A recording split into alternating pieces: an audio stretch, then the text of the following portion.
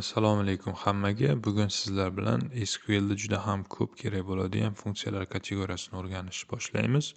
Bu matnlar bilan ishlashda ishlatiladigan funksiyalar, ya'ni string funksiyalar deyiladi.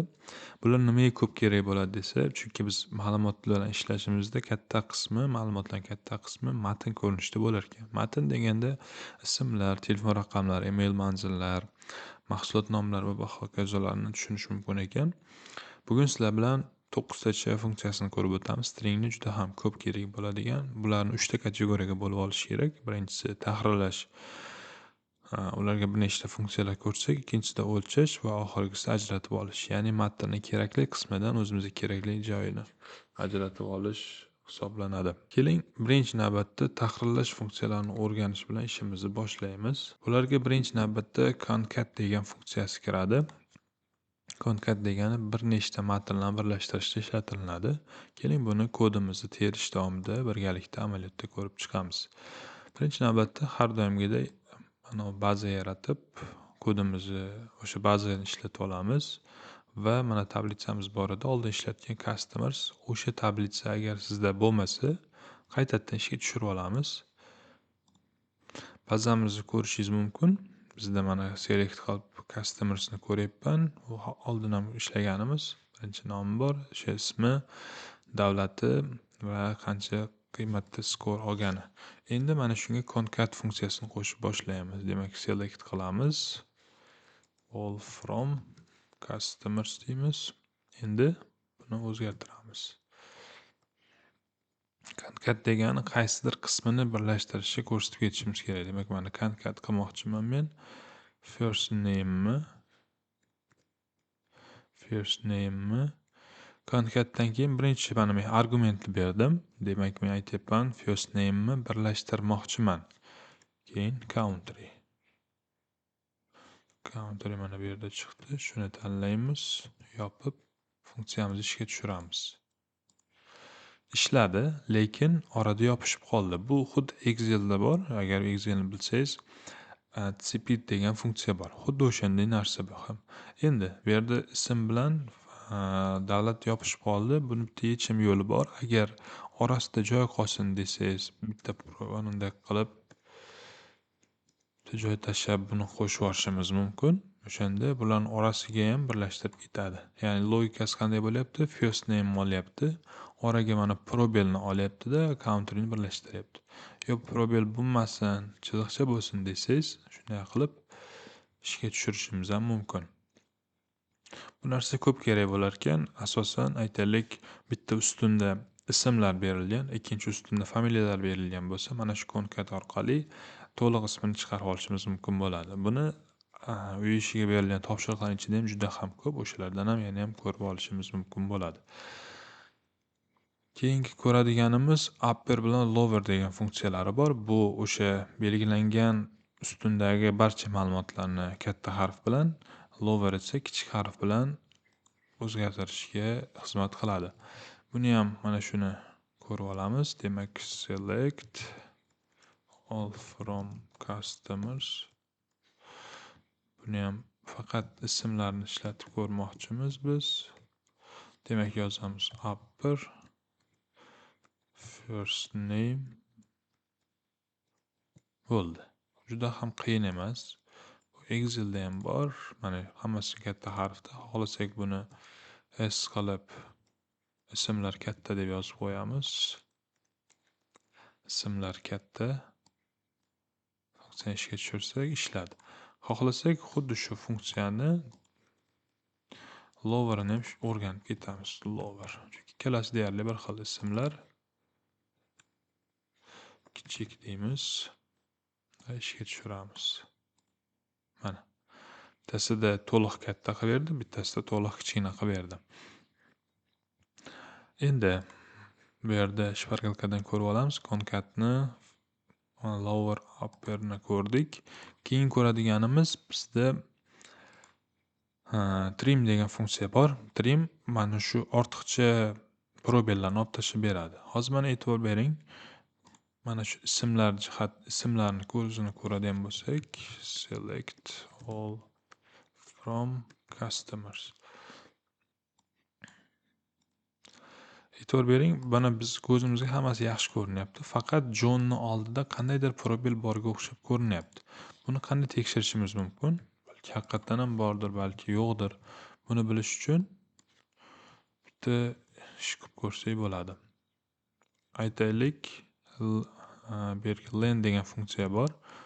First name deymiz. Bu bizga o'sha first name ustunini belgilar sonini chiqarib beradi. Mana ikkalasini ishga tushiramiz. Xohlasak mana bu yerga ham first name deb ishga tushiramiz. Mana bizda chiqyapti Mariya 5 ta, John 5 ta, Georg 5 ta, Martin 6 ta, Peter 5 ta. Bular to'g'ri, faqat John nega 5 ta chiqyapti? Aslida bu 4 ta. Faqat shu oldida bitta probel borligi uchun ham bizga 5 ta deb ko'rsatyapti. Endi buni trim bilan ishlatib ko'ramiz. Ya'ni o'sha ortiqcha probellarni olib tashlash funksiyasi bilan. Ikkalasini ko'ramiz. Mana e'tibor bering, o'zgardi, vizualni o'zgardi. Xohlasak, mana shu kodimizga lenni ham yana solib tekshirib ko'ramiz. Ya'ni trim bo'ladi. Trim bo'lgandan keyin len o'lchab ber deganday buyruq beryapmiz. Ikkalasini yopamiz va ishlatib ko'rsak,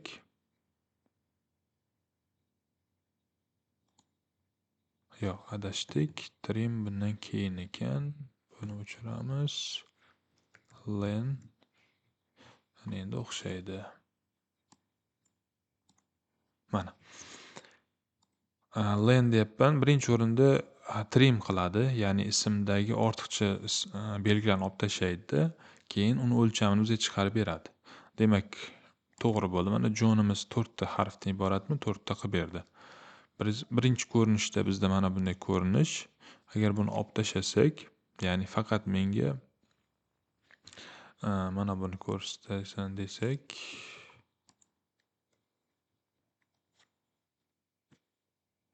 farqini yana ham aniqroq ko'ramiz. Mana John oldida ko'rinmayapti, qiymati ham joyiga tushdi. Mana shunday qilib ham ishlatsak bo'ladi. Yana bitta solishtirish jihati bor. Endi bu juda ham har doim kerak bo'lmaydi. Mana shuni ishlatib ko'rsataman. Kodni ishga tushiramiz va tahlil qilamiz. Demak, biz nima shart beryapmiz? Select qil, birinchi ismni chiqarib ber, trim qildi, trim name qilib chiqarib ber deyapmiz. Va o'sha customerni ol deyapmiz, keyin shart qo'yapmiz, qayerdaki first name teng bo'lmasin. Mana bu trim qilgandagi, ya'ni qayerda farqli ism bo'lsa, ya'ni ism oldida probel bo'lsa, biz mana shu filtrimizda chiqib qoladi. Boya ko'rib o'tdik, Johnning oldida probel bo'lgani uchun mana bu tezlik bilan ko'rinib qoldi. Mana shu orqali ham tekshirishimiz mumkin. Endi bu narsa bizga har doim kerak bo'lmaydi. Hozir biz ichma-ich kirib ketib qoldik, lekin bunchalik chuqur kirib hammasini tekshirish kerak bo'lib qolmaydi. Shunchaki ko'rib o'tganimiz ma'qul. Keyin ko'radiganimiz replace funksiyasi bor. Replace'da xuddi o'sha zaminit deb tushunsak bo'ladi, ya'ni o'zgartirib beradi. Keling buni sodda qilib tushunamiz. Select all from customers deymizda va kodimizni tushirib aytamiz. Demak, replace first name. Demak, qaysi ustun bilan ishlaymiz? Nimani almashtiramiz? Nimaga almashtiramiz? Mana. First name o'zini chiqaramiz, farqni bilish uchun ishga tushiramiz. Qarang, first name'ni chiqar dedim, replace dedim. First name'dagi a'larni kuchukcha belgisiga o'zgartir dedim. Shuni ishga tushirdim. Mana bu chiqdi. Demak, Mariya oddiy holatda first name'da Mariya bo'lib chiqadi. Ikkinchi shartimizda Mariya kuchukcha bilan chiqadi. Buni aytamiz funny name deymiz, ya'ni kulgili ism degan ma'noda. Ishga tushirsak, ustunimizning nomi ham paydo bo'ladi. Shu orqali biz mana replace qildik. Bit belgisini o'zgartirib, buni kattaroq baza bilan ishlatsak ham bo'ladi. Ya'ni qaysidir o'rinlarda talaba bir nima deb yozilgan bo'lsa, talaba so'zini olib tashlashga ham ishlatishimiz mumkin bo'ladi. Uni uyga vazifalarda yana ham mustahkamroq o'rganasiz. Tushunmagan joyingiz bo'lsa, albatta video izohlarda yozib qoldiring, birgalikda ko'rib chiqamiz. Demak, tahrirlash funksiyalarini ko'rib chiqdik deyarli hammasini ko'rdik. Bu yerda mana shu ketma-ketliklari, qanday ishlashlari namuna berilgan. Keyingi ko'radigan kategoriyamiz bu len. Lenni biz ishlatib bo'ldik. Xohlasak mana bu joydan ko'rishimiz mumkin. Keling, mana shu tayyor kodni ishlatamiz vaqtdan yutish uchun. Demak, mana bu joyini olib tashlaymiz va funksiyani ishga tushiramiz.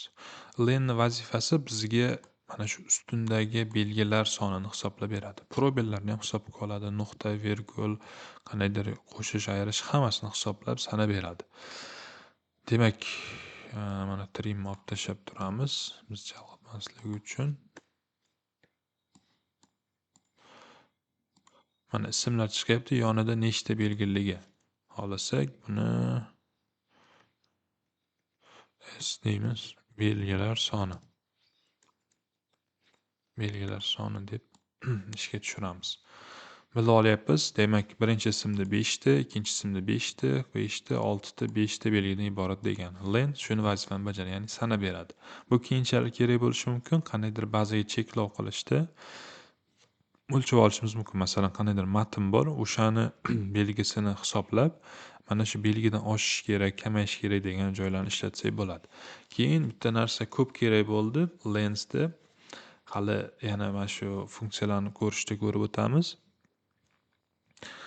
Masalan, mana bunaqa pochtalar bo'ladi. Aytaylik, Valijon 1937 gmail.com. Yana bo'lishi mumkin.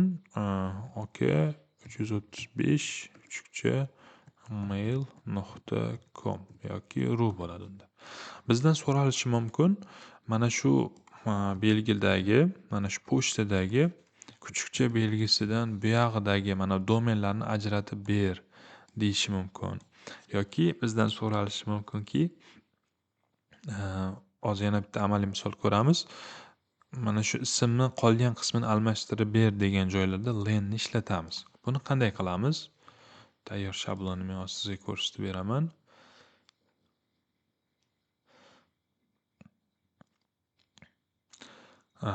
Buning uchun replace'ni boya ko'rib o'tishimiz kerak bo'lgan yana bitta jihati, mana bu kodni ham ko'rib o'tamiz. Keyin keyingi kategoriyaga o'tganimizda left, right bilan uni ko'rsatib beraman. Mana buni bir ko'rib olamiz. Replace'ga esdan chiqib ketibdi. Mana tepada oddiy holatda telefon raqami bunday berilgan bo'lsa, undagi chiziqchalarni olib tashlashni mana buni ishlatishimiz mumkin bo'lar ekan. Endi lenni aytganimdek bizga belgilar sonini aniqlab, o'sha bo'yicha ishlashimiz kerak bo'ladi. Hozir buni ko'rish uchun biz keyingi kategoriyaga o'tamiz. Bunda ajratib olish funksiyalari. Left, right, subtract degan funksiyalar bor. Left degani matnning chap tomonidan nechtadir belgini ajratib beradi, right o'ng tomonidan ajratib beradi, substring istalgan joydan ajratib beradi. Keling buni misolda ko'rib o'tamiz. Xo'p, select all from customers deymiz. Buni tushirib first name o'zini qoldiramiz va left first name biz argument berdik. Nechta belgisini olib bersin? Chap tomonni nechta? Aytaylik 2 tani. S deymizda chapdagi 2 ta belgi.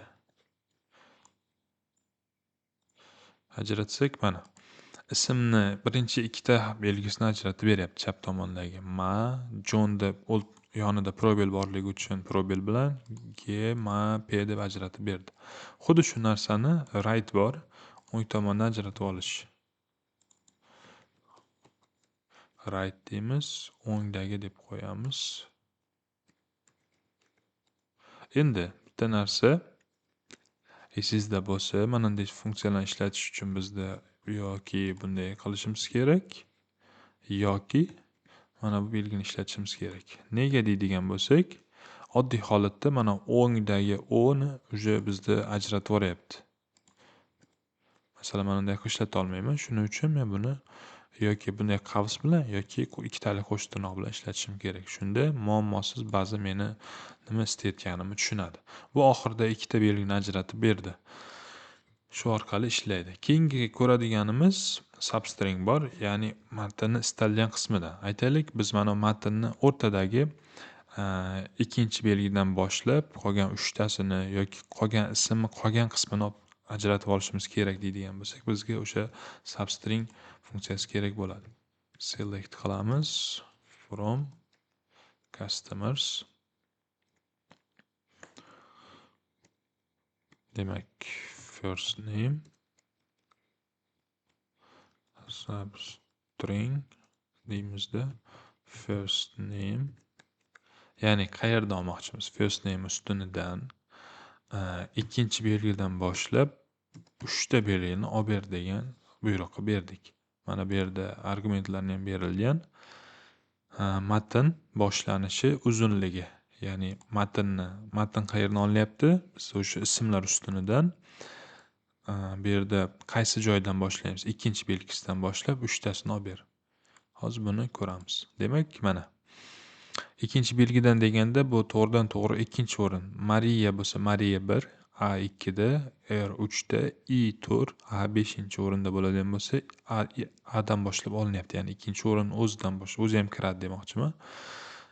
Jonda mana oldida probel borligi uchun J dan boshlayapti. Georgda ikkinchidan boshlab qolgan 3 tani olib beryapti. Mana shu substring funksiya bo'ladi. Endi bizga talab qo'yilishi mumkinki, mana shu ikkinchi yoki uchinchi belgisidan boshlab qolgan hammasini olib ber deydigan bo'lsak, bu funksiyamiz o'zgaruvchan, ya'ni ishlamaydi. Chunki bizda ba'zi ismlar bor, mana bu uzunligi 3 ta emas, 4 ta bo'lishi mumkin, 5 ta bo'lishi mumkin, 2 ta bo'lishi mumkin. Mana shu joyda biz len funksiyasini ishlatsak bo'ladi. Boya sizga shuni aytmoqchi edim. Mana lenga ham ketib keldik. Endi mana bu yerda shuni ishlatishni tayyor funksiyasini ko'rib o'tamiz. Mana bu yerda nima qilyapmiz? Select first name substring qilib ismlardagi 3-belgidan, xohlang 2-belgidan farqi yo'q. 2-belgidan boshlab ism qolgan qismini, ya'ni len first name'ni ajratib ber va unga subname deb yozib ber deyapmiz. Buni ishga tushirib ko'ramiz. Mana. Demak, 2-belgidan boshlayapti-da, A dan boshlab Riyani, Georgni, Martin, Peterni olib beryapti. Endi bu yerda bizda bo'lishi mumkin. Boya aytib o'tganimdek, soni ko'proq bo'lishi mumkin. Keling, mana uni aytmoqchiman men.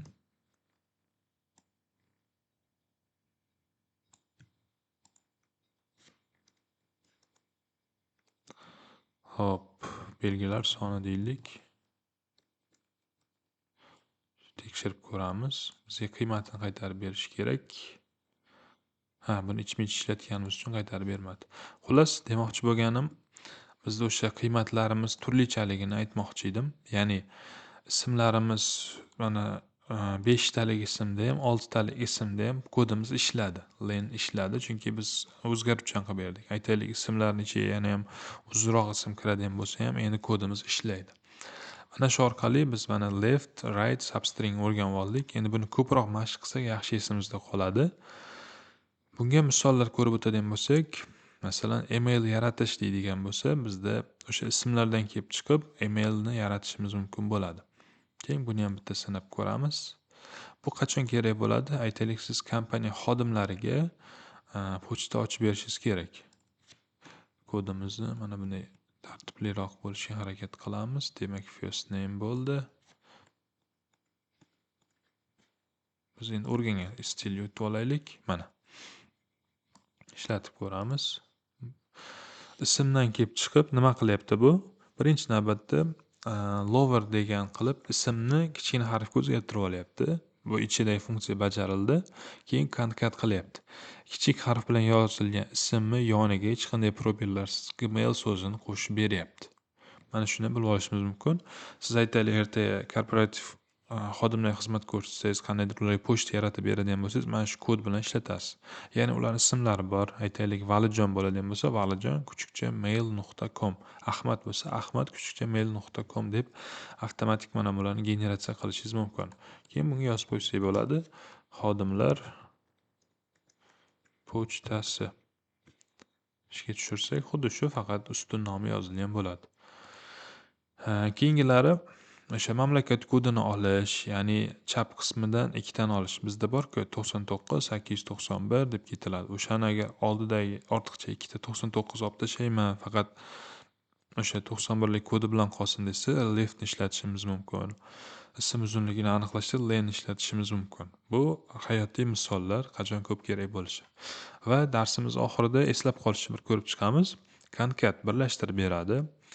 Upper katta harfga o'zgartiradi, lower kichkina harfga, trim bo'sh joylarni olib tashlaydi, probellarni replace almashtirish uchun len uzunligini hisoblash, left chap tomonni olib tashlash bo'lsa, boshlanish desak ham bo'ladi, right o'ng tomonni olish, ya'ni matnni oxiridan olib tashlash. Substring esa o'rta qismidan o'zimizga kerakli bo'lgan miqdorni olib tashlash tushuniladi. Xo'p, bu bo'yicha string funksiyalar bo'yicha aytmoqchi bo'lganim shular. Uy ishi berilgan, uy ishlarini yaxshilab bajaring. Ko'proq mana shunday vazifalarni bajarsak yaxshiroq esimizda qoladi. Hozircha shular. Keyingi darsimizda son funksiyalari bilan tanishib chiqamiz. Darslarimizni o'tkazib olmaslik uchun YouTube'dagi, Telegramdagi kanallarimizga a'zo bo'lishni unutmang. E'tiboringiz uchun tashakkur. Savollaringiz bo'lsa, albatta video izohlarida yozib qoldiring.